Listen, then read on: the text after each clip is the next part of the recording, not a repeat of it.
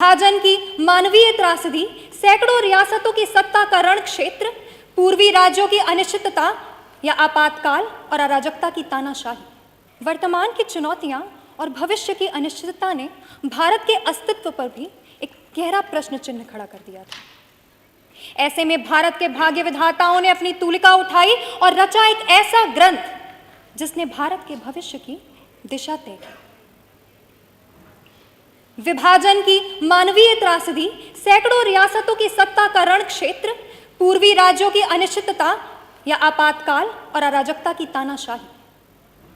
इतिहास गवाह है कि देश जब जब अकेला खड़ा हुआ, तब ना ही किसी सरकार ने, ना ही किसी सत्ता ने, अपितु संविधान ने देश की गरिमा को संरक्षित किया।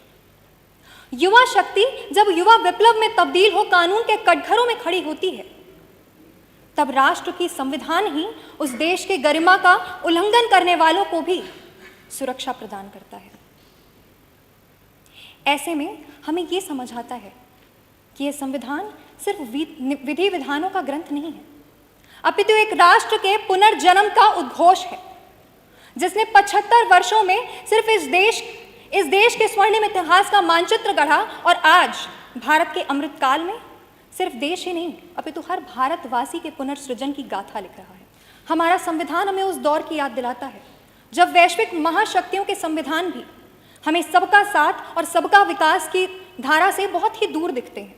जब लोगों को अपने ही अधिकार की लड़ाई में संविधान तक का साथ नहीं मिलता था, उस दौर में भी भारत के संविधान ने न सिर्फ विविधता को एकता का बल दिया, बल्कि भारतीय परंपराओं को भी पुनर्जीवित किया।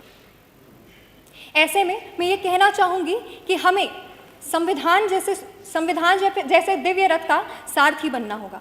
एक ऐसा रथ जिसमें विविधता और अखंडता उसके मजबूत पहिए हों, एकता और बंधुत्व उस पर लहराती ध्वजा पताकाएं हों, मौलिक अधिकार और कर्तव्य उस रथ के घोड़े हों जो समाज कल्याण और राष्ट्रहित की डोर से बंधे हों, संप्रभुता जिसका सारथी हो, न्याय जिसका धनुष हो, नवाचार ही प्रचंड शक्ति हो और पंथ निरपेक्षता ही वह तर्कस हो जिसमें बहुरंगी विरासतों के बाण भरे हों। और फिर हमारा देश पुनः अपनी स्वर्णिम आभा में उज्ज्वलित होगा। जय हिंद, जय मां भारत।